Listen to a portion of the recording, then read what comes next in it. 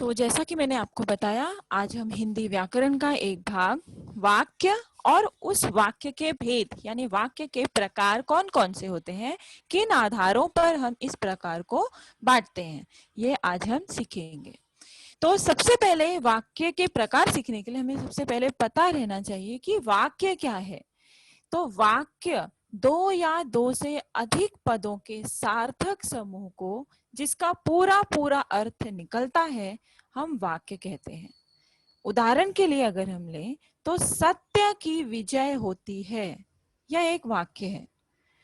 लेकिन अगर इसे हम इस तरह से लिखें, सत्य विजय होती, ठीक है, अगर इसे हम केवल 3 शब्दों में लिखें, जैसे अब आपको ऊपर मैंने इसकी परिभाषा में बताया कि 2 या 2 से अधिक पदों को, तो आप ये सोचकर अगर इसे केवल 3 शब्दों में लिखें, सत्य विजय होती, तो ये कोई वाक्य नहीं बन पाता, क्योंकि इस लाइन का या इस वाक्य का या इन 3 शब्दों का एक साथ कोई अर्थ ही नहीं निकल पाता।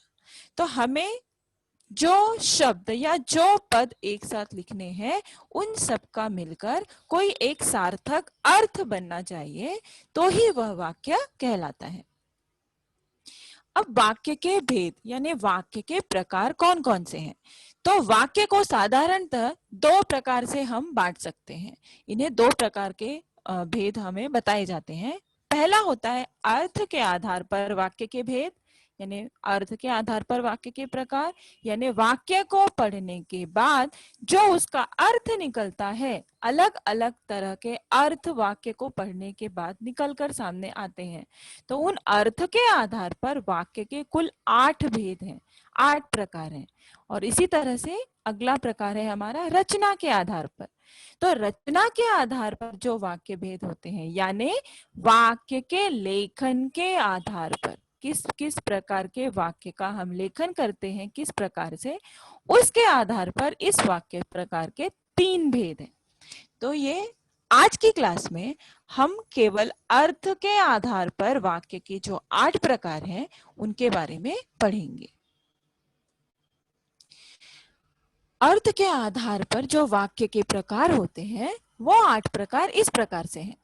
पहला होता है विधानवाचक वाक्य, दूसरा निषेधवाचक वाक्य, तीसरा प्रश्नवाचक वाक्य, चौथा विस्मयादिवाचक वाक्य, पांचवा आज्ञावाचक वाक्य, छठा इच्छावाचक वाक्य, सातवां संकेतवाचक वाक्य और आठवां संदेहवाचक वाक्य। अब आप सोच रहे होंगे कि इस प्रकार के वाक्य कब आते हैं? तो ये वाक्य हम अपने रोज के जीवन में या अपने रोज के लेखन में हमेशा उपयोग करते हैं। इन वाक्यों के सामने या हम इस तरह के नाम लेकर उन वाक्यों को नहीं कहते, लेकिन वाक्यों को बोलने के बाद या लिखते समय उनके जो अर्थ हम बताने की कोशिश करते हैं, उन अर्थों के आधार पर इन वाक्यों के ये 8 प्रकार हैं। अब हम हर एक वाक्य प्रकार को डिटेल में देखेंगे। तो पहला वाक्य, जैसा कि मैंने आपको बताया, विधानवाचक वाक्य। अब विधानवाचक वाक्य हम किस प्रकार के वाक्यों को कहते हैं? तो वह वाक्य जिससे किसी प्रकार की जानकारी प्राप्त होती है, वह होता है विधानवाचक वाक्य। जैसे जो वाक्य कहे जाते हैं, उनसे हमें जानकारी मिलती है या किसी सकारात्मक अर्थ की प्राप्ति होती है, उसे हम कहते हैं विधानवाचक वाक्य। उदाहरण के लिए अगर हम देखेंगे तो भारत एक देश है, ये विधानवाचक वाक्य है। इससे हमें केवल जानकारी प्राप्त हो रही है, इसमें हमें कोई प्रश्न नहीं है। इसमें हमें कोई संदेह नहीं है इस लाइन पर या इस वाक्य पर। तो भारत एक देश है, यह विधानवाचक वाक्य। अगला उदाहरण है, राम के पिता का नाम दशरथ है। तो राम के पिता का नाम दशरथ है, इसमें भी हमें कोई संदेह या कोई प्रश्न नहीं है। ये हमें एक जानकारी स्वरूप में वाक्य यहाँ पर दिया गया है, सकारात्मक ज्ञान स्वरूप में ये वाक्य यहाँ पर दिया गया है। दशरथ अयोध्या के राजा थे या है। तो ये सारे प्रकार के वाक्य जो हमारे सामने हैं, ये हमें केवल जानकारी प्रदान कर रहे हैं, एक सकारात्मक अर्थ प्रदान कर रहे हैं। इसमें हमें किसी प्रकार का संदेह, प्रश्न या संकेत का अर्थ जो है वो ज्ञान नहीं होता। तो इस प्रकार के वाक्यों को जो हमें किसी एक निश्चित जानकारी को देते हैं, एक विधान होते हैं, उन्हें हम विधानवाचक वाक्य कहते हैं। दूसरा प्रकार है हमारा निषेधवाचक वाक्य। अब निषेधवाचक वाक्य में निषेध का अर्थ होता है मना करना या न करना। तो जिन वाक्यों से कार्य ना होने का भाव प्रकट होता है, उन्हें हम निषेधवाचक वाक्य कहते हैं। इन वाक्यों की पहचान न, मत, नहीं इन शब्दों को देखकर की जा सकती है। यानी कि जिस वाक्य को पढ़ने से हमें नकारात्मक भाव प्रकट होता है, नकारात्मक अर्थ समझ में आता है, काम को ना करने का अर्थ समझ में आता है या काम को मना करने का अर्थ समझ में आता है, तो ऐसे वाक्यों को हम निषेधवाचक वाक्य कहते हैं। उदाहरण के लिए अगर हम देखेंगे तो ऐसी सर्दी में बाहर मत जाओ। अब इस वाक्य में क्या किया जा रहा है, विधानवाचक वाक्य की तरह ये केवल एक जानकारी देने वाला वाक्य नहीं है। इस वाक्य में किसी काम को करने से मना किया जा रहा है। ऐसी सर्दी में बाहर मत जाओ। रोहन धूप में ना निकलना, यहाँ पर भी काम को करने से रोका जा रहा है, रोके जाने वाले शब्द का उपयोग किया जा रहा है और उस रोके जाने वाले शब्द के उपयोग करने की वजह से ये वाक्य निषेधवाचक वाक्य बन जाता है। मैंने दूध नहीं पिया। पहले के दोनों वाक्यों में काम को करने से मना किया जा रहा था दूसरे व्यक्ति द्वारा, लेकिन अब इस वाक्य में मैंने दूध नहीं पिया, इस वाक्य में खुद उसी व्यक्ति द्वारा काम को करने से मना किया जा रहा है। मैंने खाना नहीं खाया। तो इस प्रकार के इन चारों उदाहरण में मत, न, नहीं ये तीनों शब्द जो हैं वो कार्य को ना करने का बोध कराते हैं, कार्य करने से मना करने का बोध कराते हैं। तो इस प्रकार के वाक्य जब हमारे सामने आते हैं या हमें जब इस प्रकार के वाक्य को परिवर्तन करना होता है, तो हमें सिर्फ ये बात ध्यान में रखनी है कि निषेधवाचक वाक्य बनाने हेतु हमें न, मत, नहीं इन तीन शब्दों का उपयोग करके हम निषेधवाचक वाक्य बना सकते हैं। अगला है प्रश्नवाचक वाक्य। प्रश्नवाचक वाक्य, इसके नाम में ही प्रश्न है। तो जिन वाक्यों के द्वारा किसी प्रकार का प्रश्न किया जाता है या प्रश्न पूछे जाने का अर्थ निकलता है, उन वाक्यों को हम प्रश्नवाचक वाक्य कहते हैं। अब प्रश्नवाचक वाक्यों की पहचान क्या है? तो क्या, कब, क्यों, कैसे, कौन, किसे, किसका, इस तरह के शब्द अगर वाक्य में हो तो वो प्रश्नवाचक वाक्य कहलाता है। इसके साथ ही इन शब्दों को देखकर तथा वाक्य के अंत में प्रश्नवाचक चिन्ह, विराम चिन्हों के सिखाने के समय मैंने आपको प्रश्नवाचक चिन्ह सिखाए थे। तो इन शब्दों के साथ वाक्य के अंत में जब प्रश्नवाचक चिन्ह लगा हो तो उस चिन्ह को देखकर भी हमें समझ में आ जाता है कि ये वाक्य जो है वो प्रश्नवाचक वाक्य है। तो प्रश्नवाचक वाक्य की पहचान ये सारे शब्द और वाक्य के अंत में लगा हुआ विराम चिन्ह होता है। प्रश्नवाचक वाक्यों से किसी प्रकार के प्रश्न पूछे जाने की का अर्थ हमारे सामने निकल कर आता है। उदाहरण के लिए अगर हम देखेंगे तो भारत क्या है, राम के पिता कौन है, दशरथ कहाँ के राजा हैं, कल तुमने क्या क्या खाया था, विक्रम किसकी राह देख रहा है। ठीक है, इन वाक्यों के सभी वाक्यों के आखिर में अगर आप देखोगे तो प्रश्न चिन्ह लगा हुआ है और हर एक वाक्य में हमने जो प्रश्नवाचक शब्द देखे, क्या, कौन, कहाँ, क्या, किसकी, इस तरह के शब्द लगे हुए हैं। तो इन शब्दों को देखकर और प्रश्नवाचक चिन्ह को देखकर हम आसानी से बता सकते हैं कि ये प्रश्नवाचक वाक्य है। अगला हमारा वाक्य प्रकार है आज्ञा सूचक वाक्य।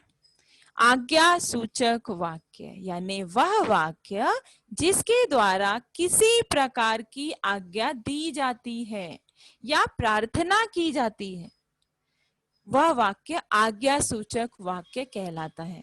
यानी जिन वाक्यों को पढ़ने से या बोलने से हमें एक आज्ञा का अर्थ या आज्ञा का भाव महसूस होता है या प्रार्थना का भाव महसूस होता है, उन प्रकार के सभी वाक्यों को हम आज्ञा सूचक वाक्य कहते हैं। उदाहरण के लिए अगर हम देखें तो कृपया बैठ जाइए, शांत रहो, कृपया शांति बनाए रखें, दीवारों को साफ कर दो, इस प्रकार के जो वाक्य हैं वो आज्ञा सूचक वाक्य होते हैं। अब इसमें इन वाक्यों में, इन उदाहरणों में आप देखोगे तो दो प्रकार के उदाहरण हैं। दो उदाहरण ऐसे हैं जो आज्ञा के रूप में है, वो आज्ञा दे रहे हैं, जैसे शांत रहो, दीवारों को साफ कर दो, ये आज्ञा दे रहे हैं।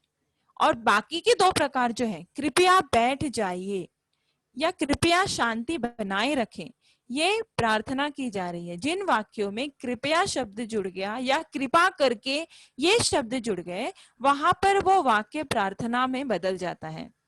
तो जिन वाक्यों से हमें प्रार्थना का या आज्ञा देने का बोध हो, ऐसे वाक्यों को हम आज्ञा सूचक वाक्य कहते हैं। अगला हमारा उदाहरण वाक्य है, वाक्य प्रकार है विस्मयादिवाचक वाक्य। विस्मयादिवाचक वाक्य, जिस प्रकार से हमने विस्मयादि बोधक चिन्हों के बारे में पढ़ते समय विस्मय के या आश्चर्य के जो शब्द हैं, उन शब्दों के बाद इस चिन्ह को लगाया जाता है, तो इन्हीं चिन्हों को देखकर वो वाक्य विस्मयादिवाचक वाक्य है या नहीं, हम ये भी बता सकते हैं। जैसे विस्मय का अर्थ है आश्चर्य, जिन वाक्यों से आश्चर्य, घृणा, प्रसन्नता, शोक, दुख, भय आदि भावों की अभिव्यक्ति हो, उन्हें विस्मयवाचक वाक्य कहते हैं। अब विस्मयवाचक वाक्यों की पहचान क्या है, तो अभी मैंने आपको बताया, विराम चिन्ह पढ़ते समय हमने सारे विस्मयवाचक शब्द पढ़े थे। तो जब वाक्य में अहो, आहा, हाय, छी, अरे, बापरे, इस तरह के जो शब्द आते हैं, जो कि मैं आपको पहले ही विराम चिन्ह में बता चुकी हूँ, तो वो सारी विस्मय वाले शब्दों की सूचियां, जिन शब्दों के बाद हम विस्मय चिन्ह लगाते हैं, उस विस्मय चिन्ह को देखकर हम ये बता सकते हैं कि ये वाक्य विस्मयादिवाचक या विस्मयादि बोधक वाक्य है। तो जब वाक्य में इस प्रकार के विस्मय प्रकट करने वाले शब्द आए, उसके बाद विस्मय चिन्ह आए, या कभी कभी वाक्य के अंत में विस्मय चिन्ह आए, तो ऐसी स्थिति में वो वाक्य विस्मयादि बोधक प्रकार का वाक्य कहलाता है। इसके उदाहरण अगर हम देखेंगे तो वो इस प्रकार से होंगे, आहा, कितना सुंदर उपवन है, ओह, कितनी ठंडी रात है, बल्ले बल्ले, हम जीत गए, सावधान, ट्रक आ रहा है, छी, नाले के पास बड़ी बदबू थी। तो इस प्रकार के ये जो शब्द हैं, वाक्य की शुरुआत में ही जो शब्द हैं, वो वाक्य के अर्थ को अच्छी तरह से प्रकट करते हैं। इन शब्दों के बाद लगे हुए विस्मय चिन्ह को देखकर, विस्मय बोधक चिन्ह को देखकर हम वाक्य विस्मय बोधक है या नहीं ये अच्छी तरह से बता सकते हैं। तो हम विस्मय बोधक वाक्यों को पहचानते समय या विस्मय बोधक वाक्यों को बनाते समय आपको परीक्षा में प्रश्न आता है, वाक्य दिया हुआ होता है और उसे दूसरे प्रकार के वाक्य में परिवर्तित करना होता है। तो ऐसी स्थिति में यदि आपको विस्मय बोधक वाक्य बनाना है तो वाक्य की शुरुआत में इस प्रकार के विस्मय शब्दों को आपको लगाना पड़ेगा। यदि आप वाक्य की शुरुआत में इस प्रकार से विस्मय शब्द जो है उन्हें लगाते हो तो उसके बाद विस्मय शब्दों के बाद हमें विस्मय बोधक चिन्ह लगाना होगा और उससे हमारा वाक्य जो है वो विस्मयादि बोधक वाक्य में परिवर्तित हो जाएगा। अगला हमारा प्रकार है इच्छावाचक वाक्य।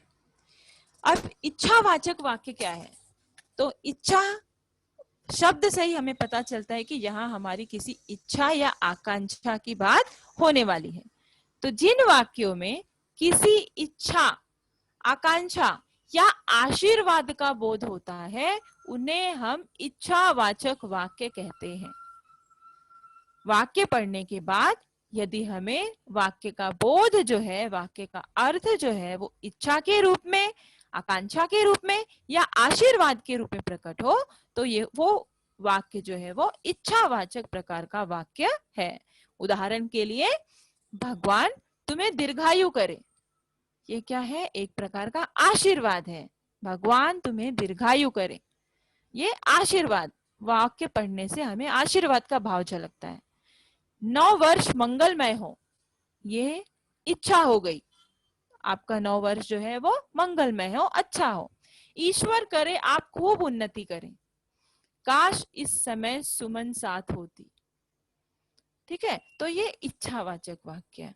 जब हमें वाक्य पढ़ने के बाद अपनी किसी इच्छा या सामने वाले की इच्छा का अर्थ प्रकट हो या आशीर्वाद, उस वाक्य को पढ़ने के बाद हमें आशीर्वाद का भाव दिखाई दे तो ऐसे प्रकार के वाक्य जो है वो इच्छावाचक वाक्य की श्रेणी में आते हैं। केवल हमें इतना याद रखना है कि वाक्य को पढ़ने के बाद या वाक्य को लिखते समय हमें इच्छा का, आकांक्षा का या आशीर्वाद का बोध होना चाहिए, तो वो वाक्य इच्छावाचक वाक्य होते हैं। अगला हमारा प्रकार है संकेतवाचक वाक्य। संकेतवाचक वाक्य क्या होता है?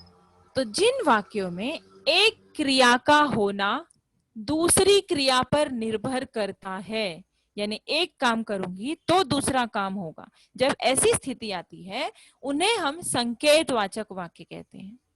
इसी प्रकार के वाक्यों में काम पूरा होने के लिए शर्त सी लगी होती है। शर्त लगना यानी वाक्य ही इस प्रकार से बने होते हैं कि जब एक क्रिया होगी उसकी तभी दूसरी क्रिया का होना मुमकिन है।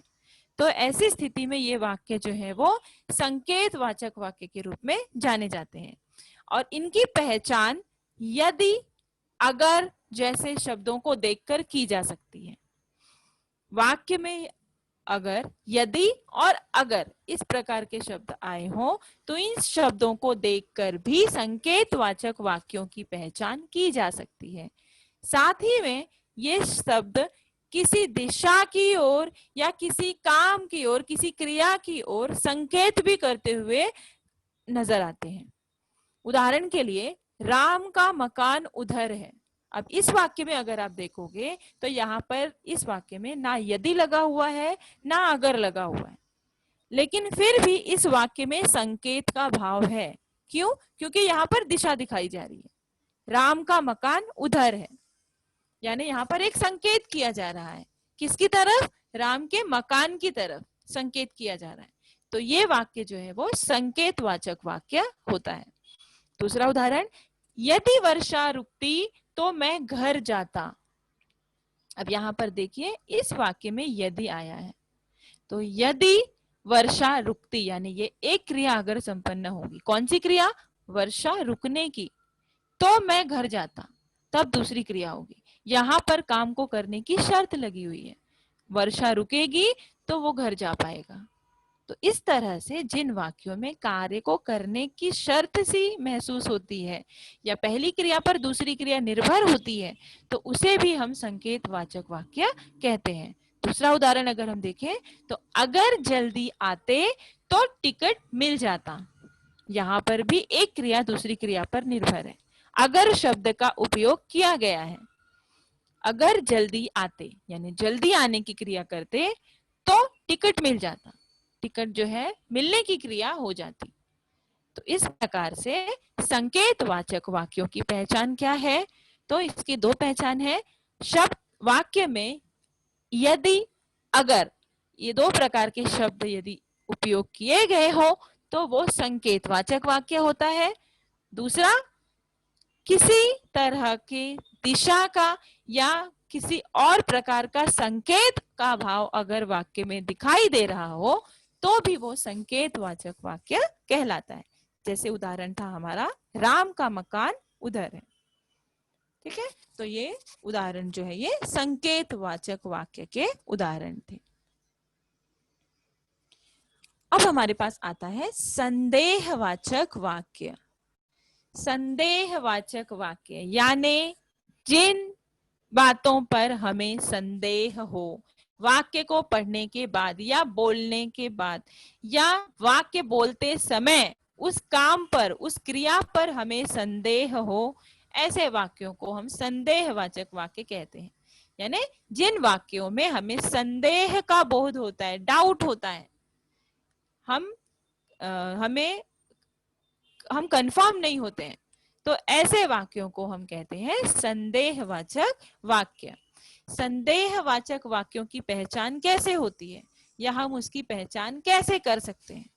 तो वाक्य के अंत में होगी, होगा, होंगे ये तीन शब्द देखकर या फिर वाक्य की शुरुआत में शायद, संभवतः इस तरह के दोनों शब्द अगर लगे हों तो वो वाक्य जो है वो संदेहवाचक वाक्य कहलाता है। पहचान फिर से बताती हूँ, वाक्य के अंत में दो तरह से हम संदेहवाचक वाक्यों को पहचान सकते हैं। वाक्य के अंत में अगर होगी, होगा, होंगे ये तीन शब्द में से कोई एक शब्द लगा हो, या फिर वाक्य की शुरुआत में शायद या संभवतः इस प्रकार के दो शब्दों में से कोई एक शब्द लगा हो, तो ऐसी स्थिति में वह वाक्य संदेहवाचक वाक्य बन जाता है। उदाहरण अगर हम देखेंगे तो वो इस प्रकार से होगा, क्या वह यहाँ आ गया होगा? तो ये क्या है? ये प्रश्न का भाव हमें मिलता है, लेकिन असल में ये संदेहवाचक प्रश्न। इस वाक्य को पढ़ने से हमें क्या मिल रहा है? संदेह मिल रहा है। क्या वह यहाँ आ गया होगा? मतलब हम डाउट में है, संदेह में है, हम कंफर्म नहीं है इस बारे में कि वो यहाँ आ गया होगा या नहीं। तो इस प्रकार के वाक्य जो है वो संदेहवाचक वाक्य। रमा खाना पका चुकी होगी, मतलब यहाँ पर भी मुझे क्या है? डाउट है कि उसने खाना पका लिया होगा या नहीं। दीपक बुझ गया होगा, संभवतः विजय विद्यालय से घर आ गया होगा, या अब शायद बारिश बंद हो जाए। ठीक है, तो इस प्रकार के वाक्य जहां वाक्य के अंत में होगा, होगी, होंगे लगा हो, या फिर वाक्य की शुरुआत में संभवतः या शायद शब्दों का प्रयोग किया गया हो, वो वाक्य संदेहवाचक वाक्य बन जाते हैं। तो आपको संदेहवाचक वाक्यों को बनाने के लिए केवल इन शब्दों को याद रखना है। जब भी आपको संदेहवाचक वाक्य बनाने होंगे, किसी प्रकार के वाक्य का संदेहवाचक वाक्य में परिवर्तन करना होगा, तो ये शब्द आपको काम आएंगे। इन शब्दों का उपयोग करके आप आसानी से संदेहवाचक वाक्यों को बना सकते हैं। अब हमारे पास प्रश्न किस तरह से पूछे जाते हैं? हमने अर्थ के आधार पर जो हमारे 8 प्रकार के वाक्य होते हैं, उन 8 प्रकार के वाक्यों की पहचान, उसके उदाहरण और उन्हें हम किस प्रकार, किन शब्दों को देखकर पहचान सकते हैं या किन शब्दों का उपयोग करके उन वाक्यों को हम बना सकते हैं, ये हमने देखा। अब हमारे पास कृति पत्रिका में प्रश्न इस तरह से पूछे जाते हैं कि निम्नलिखित वाक्यों को निर्देशानुसार बदल कर लिखिए।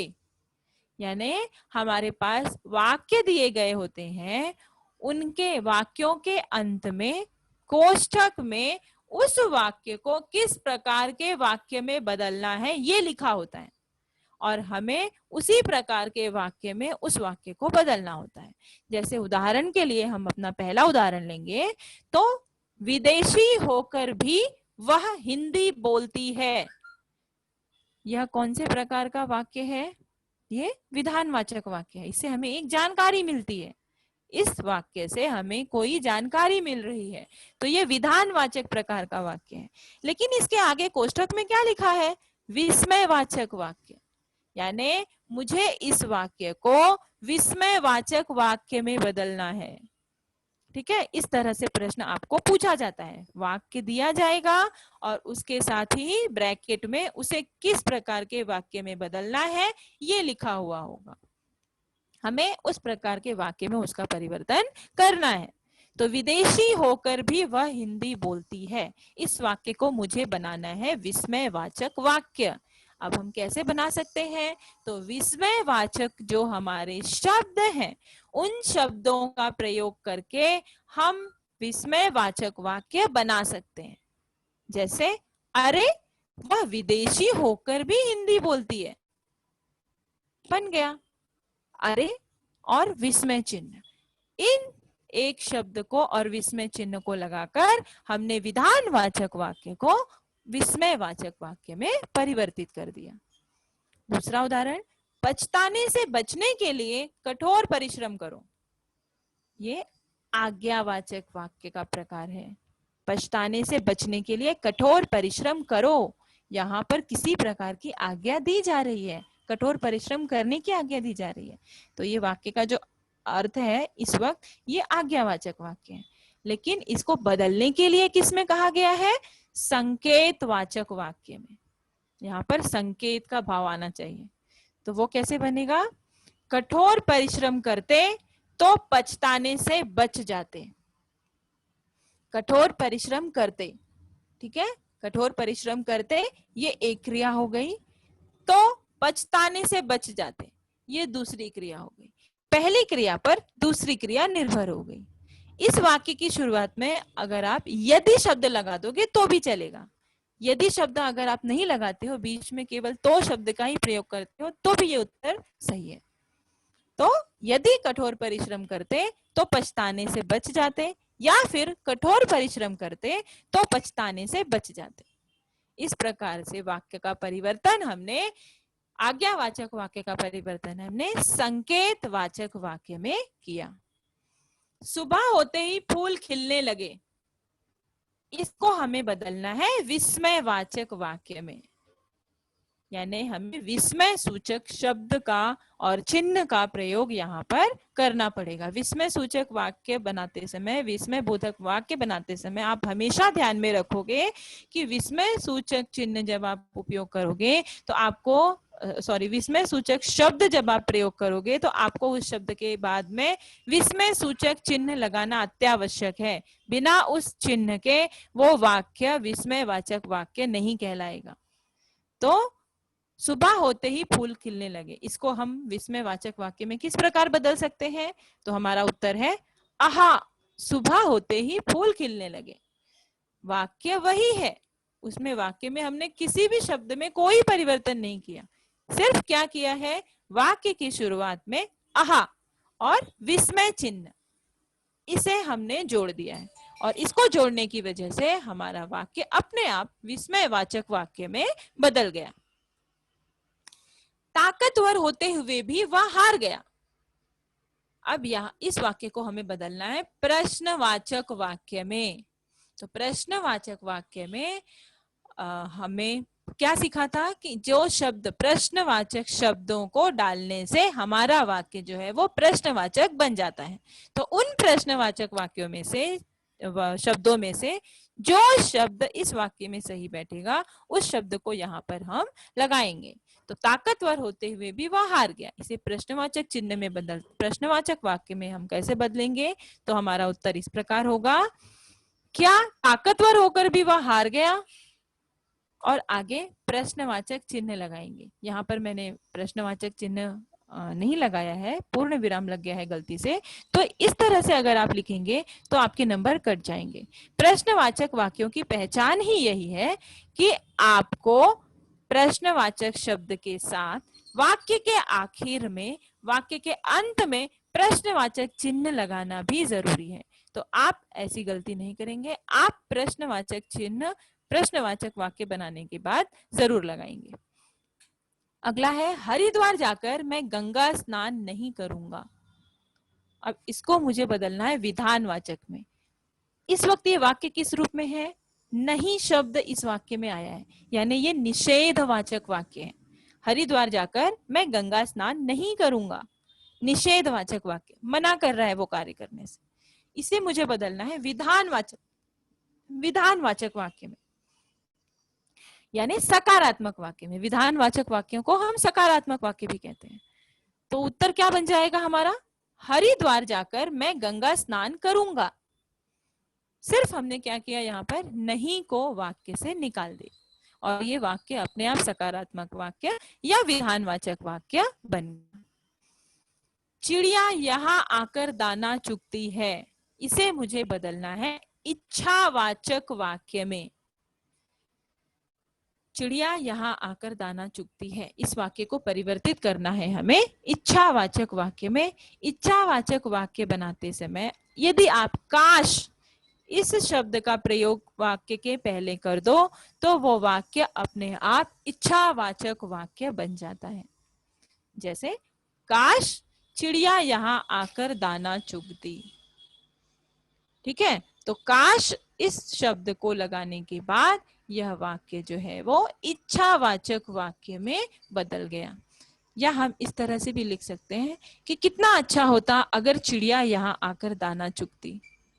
तो ये भी क्या हो गया, ये भी हमारी इच्छा जता रहा है, हमारे मन की जो इच्छा है ये भाव प्रकट कर रहा है, तो वो वाक्य भी इच्छावाचक वाक्य हो जाए। प्रांजल स्वस्थ होने के साथ धनी भी है, इससे मुझे बदलना है निषेधवाचक वाक्य में, यानी इस वाक्य में नहीं का बोध होना चाहिए, तो वो वाक्य निषेधवाचक वाक्य होगा। प्रांजल स्वस्थ होने के साथ धनी नहीं है। प्रांजल स्वस्थ होने के साथ धनी भी है, पहला वाक्य हमारा ये था, हमने इसको बदला कैसे निषेध में, तो प्रांजल स्वस्थ होने के साथ धनी नहीं है। ठीक है, ये हमारा वाक्य जो है ये निषेधवाचक वाक्य में बदल गया। अगला उदाहरण है, वह अपने माता पिता की सेवा करता है। अब इसे बदलना है इच्छावाचक वाक्य में। तो जैसा मैंने आपको बताया, हम काश शब्द का उपयोग करके किसी भी वाक्य को आसानी से इच्छावाचक वाक्य में बदल सकते हैं। तो यहाँ पर हम कहेंगे, काश वह अपने माता पिता की सेवा करता। तो ये वाक्य इच्छावाचक वाक्य में रूपांतरित हो गया। संपन्न होने के कारण वह अधिक खर्च करता है। अब इसे बदलना है निषेधवाचक वाक्य में। संपन्न होने के कारण वह अधिक खर्च करता है। निषेधवाचक वाक्य बनाते समय हम इसे कैसे लिखेंगे? संपन्न होने पर भी वह अधिक खर्च नहीं करता है। ठीक है, संपन्न होने पर भी वह अधिक खर्च नहीं करता है। इस नहीं को लगाने से हमारा वाक्य जो है वो निषेधवाचक वाक्य बन गया।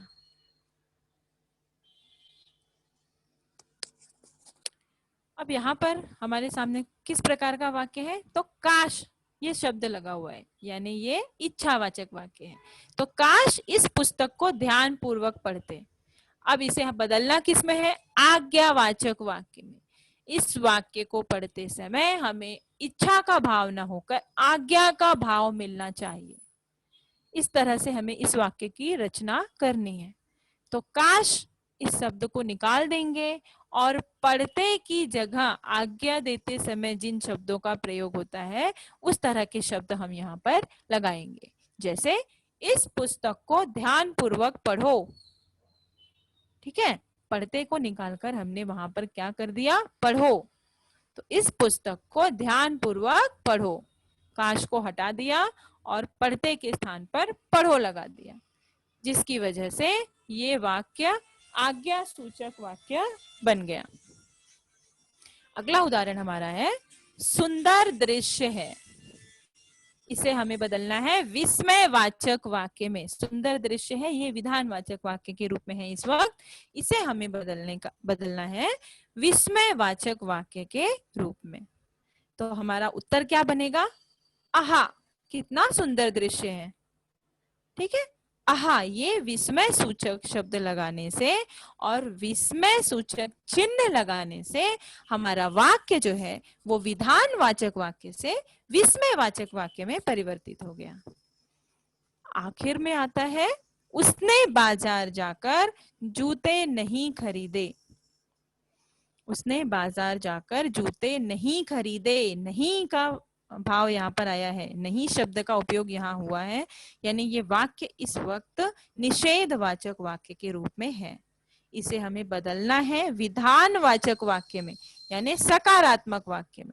हम यहाँ से क्या करेंगे, नहीं को निकाल देंगे। उसने बाजार जाकर जूते खरीदे, नहीं शब्द को हमने केवल निकाल दिया, बाकी के शब्द हमने वैसे ही लिख दिए, तो हमारा सकारात्मक या विधानवाचक वाक्य बनकर तैयार हो गया। क्या वाक्य बन गया हमारा, उसने बाजार जाकर जूते खरीदे। ठीक है, तो ये सारे उदाहरण मैंने आपको जो दिखाए, इस प्रकार के प्रश्न आपको कृति पत्रिका में पूछे जाते हैं। वाक्य दिया हुआ होता है, वाक्य के आगे कोष्ठक में वाक्य को किस प्रकार के वाक्य में बदलना है वो भी दिया होता है। आपको सिर्फ इन छोटी छोटी चीजों का ध्यान रखेंगे, अगर आप ये छोटी सी चीजें याद कर लेंगे तो आप हर प्रकार के वाक्य को परिवर्तित कर सकते हैं, आपको उसमें कोई भी कठिनाई नहीं आएगी। तो आज की क्लास में हमने क्या देखा, वाक्य के भेद दो प्रकार से होते हैं, अर्थ के आधार पर और रचना के आधार पर। आज की क्लास में हमने अर्थ के आधार पर वाक्य के 8 प्रकार के जो भेद होते हैं वो हमने सीखे। विधानवाचक वाक्य यानी हम इसे सकारात्मक वाक्य भी कह सकते हैं, जिससे हमें कोई जानकारी मिलती है या सकारात्मकता का बोध होता है। दूसरा निषेधवाचक वाक्य, यानी जब किसी काम को मना करने का बोध होता है। प्रश्नवाचक वाक्य, जब वाक्यों में प्रश्न पूछे जाने का बोध होता है। विस्मयादिवाचक वाक्य, वाक्यों में आश्चर्य का, हर्ष का, घृणा का, इन भावों का बोध हो तो वो विस्मयादिवाचक वाक्य होते हैं। आज्ञावाचक वाक्य, जब वाक्य में प्रार्थना का या आज्ञा का बोध होता है। इच्छावाचक वाक्य, यानी जब हमारी इच्छा, आकांक्षा या आशीर्वाद का बोध वाक्य के माध्यम से हो। संकेतवाचक वाक्य, यानी किसी प्रकार के इशारे का या एक वाक्य दूसरे वाक्य पर निर्भर है, इस चीज का बोध हमें होता है। और संदेहवाचक वाक्य, यानी कि जब हमें क्रिया पर या कर्म काम जो हुआ है उस पर संदेह होता है, वाक्य में जब हमें संदेह का बोध होता है तो उस प्रकार के वाक्यों को हम संदेहवाचक वाक्य करते हैं। तो अर्थ के आधार पर ये हमने 8 प्रकार के वाक्य के प्रकार आज सीखे। उनके उदाहरण मैंने आपको हल करके दिखाए, किस प्रकार से हमें परीक्षा में या कृति पत्रिका में प्रश्न पूछे जाते हैं और हमें वो उदाहरण किस प्रकार हल करना होता है। तो इन वाक्य प्रकारों के साथ आज की हमारी क्लास यहाँ पर खत्म होती है।